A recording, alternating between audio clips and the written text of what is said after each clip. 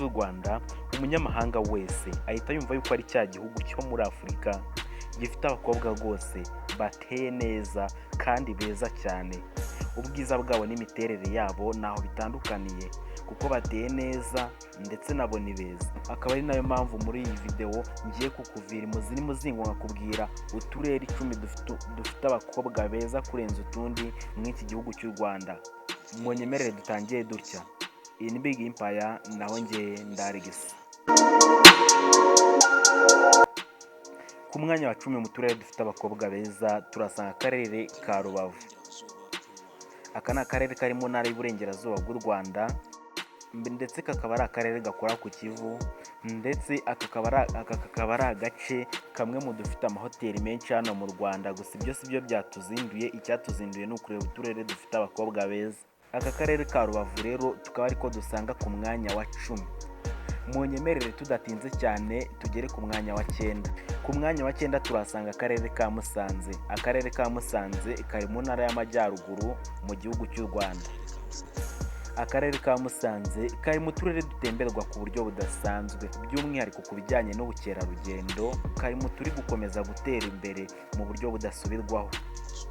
Gusa mu minsi mike akarere ka Musanze ni akarere kazaba kiganjemo imiturirwa, amahoteli bidasanzwe kubera ubukerarugendo buri kugakorerwamo cyane. Wakibaza ati kubera iki kageze ku mwanya wa 9? Abakobwa beza kenshi baba bakora mu mahoteli ndetse n'ibindi bintu nyine nk'ibyo. Akaba ari nayo mpamvu tugasanga ku mwanya wa 9. Ku mwanya wa 8 turasanga akarere ka Kamonyi.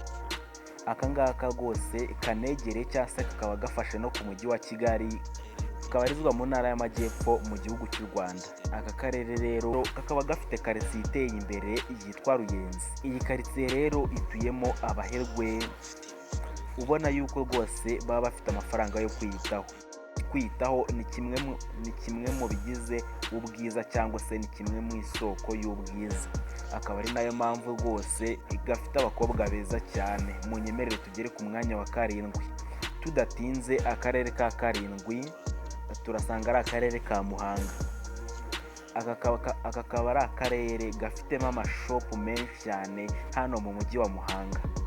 Aka nako rero kakaba ari akarere dusanga ku mwanya wa 7 w'uturere dufite abakobwa beza hano mu gihugu cy'u Rwanda. Ayo mashopu agiye atandukanye ahari niyo atuma kagira abakobwa beza cyane, kubera yuko ayo mashopu abakoramo abakobwa. Tudatinze ku mwanya wa 6 turasanga akarere ka Huye. Aka nako kakaba ari akarere gaherereye mu majyepfo y'u Rwanda. Aka ngaka ni akarere gafite kaminuza icumbikira abanyeshuri barenga 13,000. Iyo wageze mu mahoteli yaho agiye atandukanye ubona higanjemo abakobwa beza kandi benshi. Abantu basuye ako karere baba bishimira kubona abo banyarwandakazi batambagira imbere yabo rwose, barimo babagezaho ibintu byinshi bigiye bitandukanye. Ku mwanya wa 5 turasanga akarere ka Nyarugenge. Kari mu mujyi wa Kigali, ndetse kakaba ari akarere k'ubucuruzi karimo amaduka menshi akoramo abakobwa benshi cyane kandi beza cyane. Ibi ni ibintu bigaragarira buri wese yuko Nyarugenge rwose iri mu hantu hafite abakobwa beza hano mu gihugu cy'u Rwanda. Ku mwanya wa 4 turasanga akarere ka Gasabo. Akarere ka Gasabo nako ni kamwe mu turere dufite abakobwa beza cyane hano mu mujyi wa Kigali. Nako ni akarere gaherereye mu mujyi wa Kigali. Aka kandi kakaba ari akarere gatuwemo n'abantu benshi kandi batandukanye. Gusa aka karere gafite abakobwa beza bidasubirwaho kubera yuko wagira ngo ni wabo. Reka twikomereze ku mwanya wa 3. Ku mwanya wa 3 turasanga akarere ka Nyagatare. Akarere ka Nyagatare benshi tuzi yuko rwose aho ngaho ari iwabo w'amata. Hari abakobwa rero banyweye amata bateye neza nk'ibisabo. Ni abakobwa bameze neza cyane rwose, bafite imiterere n'ubwiza bidasanzwe. Isuku nicyo kibaranga. Aka karere k'amata rero niko dusanze ku mwanya wa 3 w'uturere dufite abakobwa beza hano mu Rwanda. Munyemerere tugere ku mwanya wa 2. abanyakigali benshi bari kwerekeza mu karere ka Bugesera bajya guturayo. Ibyo rero byumvikana nk'akarere kari guturwamo n'abantu benshi cyane biyongera ku bandi benshi bari basanzwe bahatuye. Abo benshi bahatuye harimo abakobwa.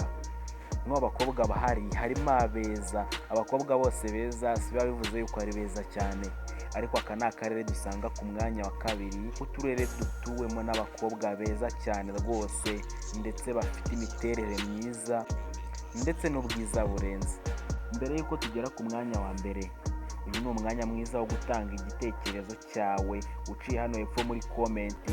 Nimba hari akarere twibagiwe ako twashyizemo katabikwiye, watumenyesha uciye hano hepfo muri komenti, cyangwa se kuri iyo nimero ureba kuri sikirini zawe.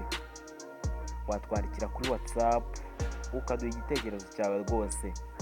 Mbere y'uko tugera ku mwanya wa mbere kandi, reka nkwibutse gukora subscribe niba utarayikora, kugira ngo ibiganiro nk'ibi ngibi ntibizajye bigucika. Iyi ni Big Empire. Ku mwanya wa mbere turasanga akarere kari mu mujyi wa Kigali, ni akarere ka Kicukiro. Aka ni akarere gatuwe n'abayobozi, abasirikari bakomeye ndetse n'abandi bantu bakomeye cyane. Ibi ngibi biratuganisha ku kuvuga yuko aka karere ari akarere gatuwemo n'abantu bashobora kwiyitaho cyane cyane birenze urugero. Aba bakobwa babo baba mu buzima bumeze neza rwose. Ibi bikaba ari byo bituma babaho neza mu buryo bwisanzuye, bigatuma bahora batemba itoto ku mibiri yabo.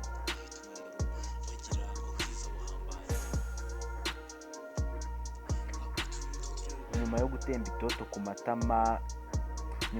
itoto ku matama yabo, bibaganisha ku kugira ubwiza n'imiterere bihambaye rwose, birengeje iby'utundi turere twose duherereye hano mu gihugu cy'u Rwanda. Aka akaba ariko karere twasanze ku mwanya wa mbere mu turere dufite abakobwa beza hano mu gihugu cy'u Rwanda. Twabakorera n'urutonde rw'uturere dufite abakobwa babi hano mu gihugu cy'u Rwanda. Icyo gitekerezo nacyo wakidugezaho uciye muri komenti, cyangwa se kuri ya nimero ya WhatsApp wabonye kuri sikirini yawe, ndetse n'ubu ngubu ukihabona. Munyemerere dusoreze video aha ngaha. Iyi ni Big Empire, naho njye ndaregisi.